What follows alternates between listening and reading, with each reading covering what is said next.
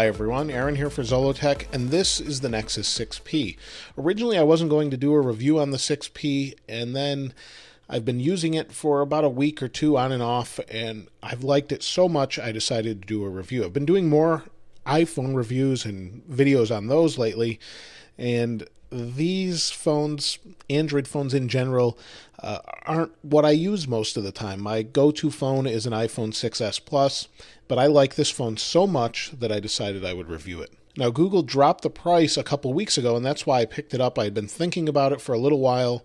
I always like to see the latest version of Android and see how that compares to iPhone, and we can do a video about that later on. But this was $500. They came with three different models. You've got a 32, 64, or 128 gigabyte version, and they start at $450, and each one increments by $50. So $450, $500, $550. You've also got frost white. That's what this color is. And then you've got aluminum and also a graphite, or it's a really dark blackish color. They all look really nice. I kind of liked the white one, thought I'd go with something a little bit different, and it's got a nice contrast with the black and the black front. Now this thing has incredible specs for what it is. For a $500 phone, we've got a 5.7-inch display. It's 1440 by 2560. It's a Quad HD display, 518 pixels per inch, and it's an AMOLED display. The blacks are super black because it's AMOLED. It basically just shuts off the pixels, and all the colors are very vibrant. This is one of my favorite displays, and a lot of the times colors are blown out. On some of the Samsung devices, they're a little bit too bright and too vibrant. I really like the look of this display, and I prefer actually to watch videos on this because you've got dual front-facing speakers. So I often carry my 6s Plus around with me. This is kind of my daily driver go-to phone, and I've been using the 6P quite a bit. I have a T-Mobile SIM card in it, and this will work on anything. It comes unlocked for $500, so it will work on Verizon even, and it's just really quite a phone. So what we have inside is a really impressive Snapdragon 810 octa-core 2 gigahertz. So we've got 8 2 gigahertz cores. We've got an ARM Cortex A57 and an ARM Cortex A53. It's a 64-bit processor. We have 3 gigabytes of RAM, and that sounds pretty impressive for a phone. It's really fast. It almost never ever lags. Now on the front we have an 8 megapixel front-facing camera. We have these dual speakers like I mentioned before. On the side we've got our little SIM card tray. On the back we have a very nice 12.3 megapixel camera. You've got a dual LED flash, and this is an f2.0 aperture. It's a really nice, it has large 1.55 micron pixels for a really nice image. We've got a fingerprint reader, which is probably the fastest fingerprint reader out there. If not, I don't know, it's so close to the 6s Plus. I would say sometimes this one's faster. On the bottom, you've got this white band, and I have to say that in this particular unit, I don't know if you can see this. Let me see if we can get this here. It's not exactly flush across the whole way. It kind of is wavy a little bit across the back. I just noticed it. Most of the time you don't notice it, but you can feel it, this little lip here, so it's not exactly perfectly straight. Now on the bottom we have a USB-C, which is really nice. It supports fast charging, power sleep wake button, volume. On the top you've got your 3.5 millimeter headphone jack, and nothing else there. We do have a microphone here as well for the camera. This supports 4K video recording and your standard HD, and also 720p. So it's really a really nice package, especially for $500. It's got a nice oleophobic coating on it, and I believe it's Gorilla Glass 3. Now, one of the disadvantages is when you go to wake it up, you can't double tap to wake or anything, so you have to pick it up, put your finger on the fingerprint reader, and I'll see if you can see how quick this is. So by the time you pull this out of your pocket, it turns on. So it's off. I'm going to set my finger down, and it's on. It's that fast. So let me do it one more time with an iPhone 6s Plus. I'll put my fingers on them as close as I can at the same time. And you can see the Nexus wins. So it's incredibly fast at reading your fingerprint, and it works really well. And it actually is quick to set up. And Google, I almost said Apple, Google actually says it learns as you use it more. So that's an improvement over the Apple design. So here we have, go back home, there we go. Here we have the actual home screen that I've set up. I like it nice and clean, and I move it around from time to time, but it's super, super fast. So Google Now is off to the side here. You can see how fast this scrolls, incredibly fast. Then we go back, and we also have a couple pages here. And now in Marshmallow, Android 6.0, they've changed the app drawer so it scrolls up and down. It took me a little bit to get used to that, but once I did, it's kind of second nature at this point. And if I go home here, you can see I've got my notifications, and I can say, "Okay, Google, find Zollotech." And it actually picks that up,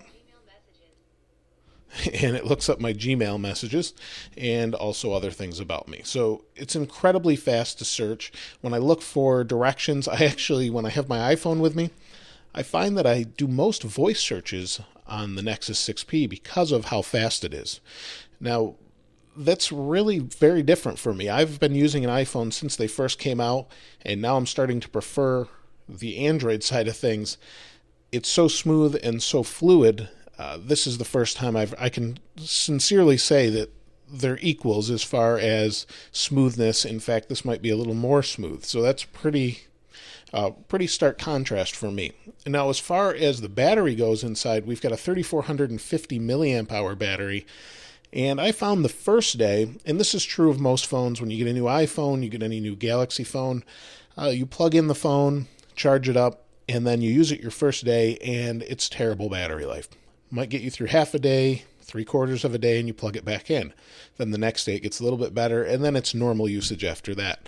I find that this phone, the first couple days, I ended up plugging it in at about 50%. I woke up and probably took it off the charger at about 5:30, 6 a.m., and didn't plug it in until about 2 or 3 in the afternoon, and I had about 50% left. So it's not bad. It's pretty good, and will get you through a full day at work. It just didn't seem to have as much when I got home as, say, my iPhone did. But I didn't use it for the same consistent amount of time over time. Now let me show you the app switcher quick before I show you the camera. I have quite a few different things open. It's nice and smooth and fluid. It never really slows down. And the other thing they've included with Android 6.0 is we can search, let me rotate this, we can search different websites and get more information on the page. So here's my website. If I hold down the home button, we've kind of got a Google Now version of my home page. So it's looking at a couple different things, the iPad Pro, OnePlus One, just some interesting things that are related, and that's pulled all right from what it just was able to read. This is Google Now on tap, and sometimes it works great, sometimes it doesn't. But so far, and what it's given me is relevant information, but there's just not a ton of useful information so far. Now, one of the areas this phone shines, and it shines much better than the iPhone, surprisingly, in my opinion, is the camera. DxO Reports actually, I think, ranks this camera third next to ninth for the iPhone 6S Plus. Now, the only advantage the iPhone has over this is optical image stabilization. We don't get that with the Nexus phone. So let me see if I can focus here and snap a picture. The only thing I've seen where this lags, and let me see if I can show you this. I'll take a quick picture, and sometimes when it's building an HDR photo, you'll go into the photo here and you'll see it take a moment to actually build that photo. So for some reason it's not very quick. It takes probably 2 to 3 seconds to do that, where when you're trying to catch a really quick shot, that can be a problem. So I'll just snap a couple here. You'll see how fast it goes. I'm tapping as fast as I can, and it does a pretty good job, but it's not as fast as some other phones in that respect. But the photos themselves are quite good. So let me see if we can go here.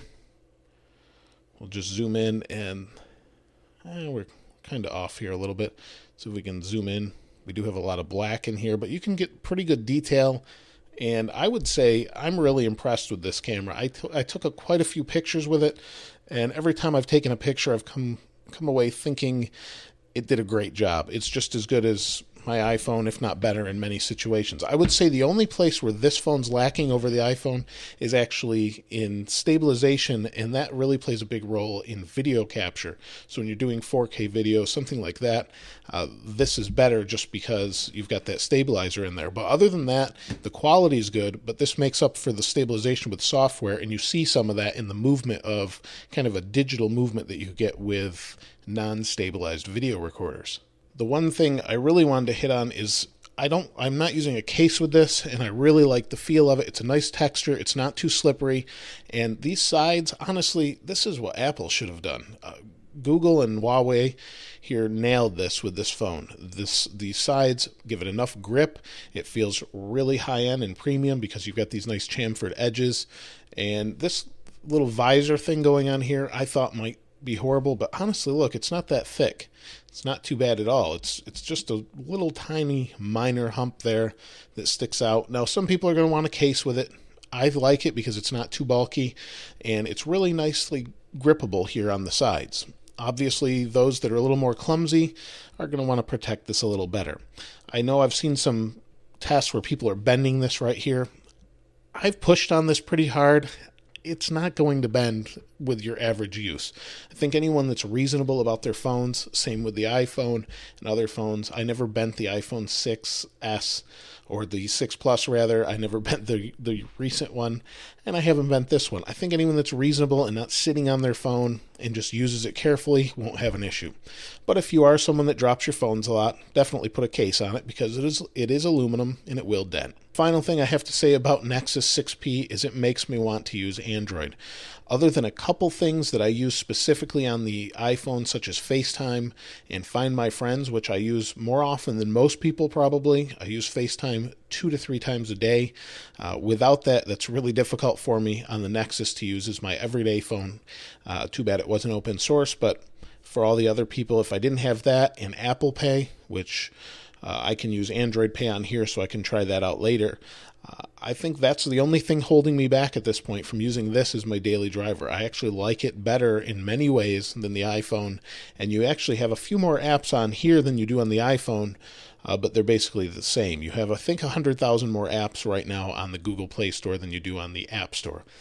That's probably good and bad apps, I'm not really sure, but either way, it's a great device, and I would love to hear what you think about it in the comments below. If you've used one, let me know your experience.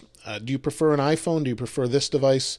Or maybe a Nexus 5X? Let us know in the comments below. If you haven't subscribed already, please subscribe and like. As always, thanks for watching.